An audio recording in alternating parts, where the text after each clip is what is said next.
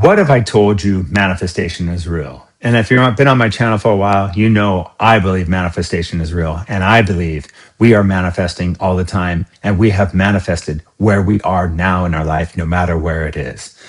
But not everything you can manifest is good. What if the most important part of manifestation is not what you want, but who you become while getting it? Everybody wants to talk about manifestation, how to get more money, more love, more success, more attention, more power. But almost nobody talks about this. Should you? Should you want all this? Because if manifestation works, then ethics matter a lot. Because a knife can be used to save a life or hurt someone. Power without ethics becomes destruction. Manifestation without ethics becomes manipulation. And I think this is one of the most important conversations we can have. Because someone asked me, what if I like doing meth, lying, cheating, stealing, and hurting people, and that feels true to me, shouldn't I do more of it? And that question leads to a bigger one. What if I can manifest something, but it hurts somebody else? What if I can manipulate someone into loving me? What if I can get rich by lying? What if I can get what I want by becoming someone I would not respect? Stay with me, because by the end of this video, I'm going to give you the simplest test I know to tell the difference between true manifestation and manipulation. The great manifestation teachers all said something very similar. Dolores Cannon said, there are two things you cannot do. You cannot create something that harms another person, and you cannot create something that interferes with another person's free will, or you should not. Because if you are manifesting something that harms another person, it might turn around and harm you. Because the world is a mirror, and everything you do is you pushed out, so you're doing it to yourself, and it just comes back to you anyhow. You should not create something that interferes with another person's free will, because do you want your free will interfered with? No. That's horrible. That is powerful. Because so much of what people call manifestation is really control. Make this person love me. Make this person come back. Make this person choose me. But love is not love if it is forced. And success is not success if it's built on hurting people. Neville Goddard taught that the world reflects your inner assumptions. And he also said, imagine lovingly. To imagine in a way that blesses everyone involved. And we want to bless everybody involved because everyone is you pushed out. Everyone is you. If everybody is you, why not bless them all?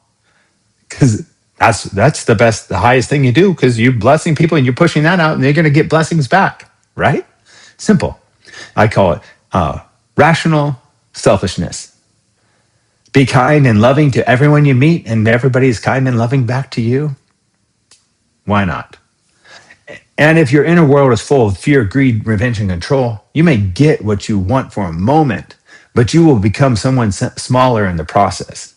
And eventually, you will live inside the state that you keep practicing. I've said it before on this channel. Attention plus emotion plus repetition plus action equals reality. If you repeatedly practice greed, you become greedier. If you repeatedly practice lying, you become less able to trust. If you repeatedly practice using people, you become more lonely. Because what you put out, you live inside. So put out the good stuff. Love, kindness, respect, and live inside that. That is why nearly every spiritual teacher taught some version of the golden rule. Jesus of Nazareth said, do unto others as you would have them do unto you. Buddha taught that craving and attachment create suffering. Mahatma Gandhi said, the means are as important as the ends. Different words, same lesson. You do not become your dream, you become your habits. You become the person you practice being. And this is where people get confused, because sometimes bad things feel good. Drugs can feel good. Revenge can feel good. Manipulating someone can feel powerful. Stealing can feel exciting. But excitement is not truth. Intensity is not alignment. Meth, drugs feel powerful because it floods the brain with dopamine. Manipulation feels powerful because it temporarily makes you feel in control. But neither one creates peace. Neither one creates connection. Neither one creates a life you can live inside of with self respect. Here's a test. If your manifestation requires lying, control, pressure, fear, manipulation, stealing, hurting, or taking another person's freedom away, it is probably not manifestation. It's probably fear wearing a spiritual mask. This is where neuroscience and spirituality agree. Your brain becomes what you repeatedly do. The more you practice something, the more normal it becomes, the more automatic it becomes, the more it becomes your identity. So the real question is not, what can I get? The real question is, what or who am I becoming?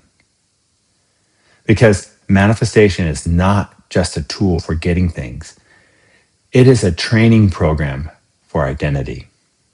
And if you can get what you want, but you lose your honesty, your peace, your self-respect, then did you really win? You traded your future for a moment. So here are what I call the ethics of manifestation. Number one, do not manifest something that harms another person. Number two, do not violate another person's freedom or choice. Number three, do not ask for something you wouldn't want done to you. Number four, manifest from love, not fear. Number five, manifest from abundance, not desperation. Number six, become the kind of person who naturally belongs in the life you want. Number seven, never sacrifice your integrity to get an outcome. Number eight, ask not only, what do I want? Ask, who do I become if I get it this way? Number nine, if everyone lived the way I am living, would the world become better? Remember, what you put out, you get back. Put out the good things. The highest form of manifestation is not getting everything you want. It is becoming someone you respect, someone clear, someone honest, someone strong enough to wait for what is right instead of forcing what is wrong. I am the operator of my life. I choose my state. I choose my actions. I choose the kind of person I become. And what I practice, I become. Go in love and peace with wisdom and understanding. Enjoy this day. Manifest the good things.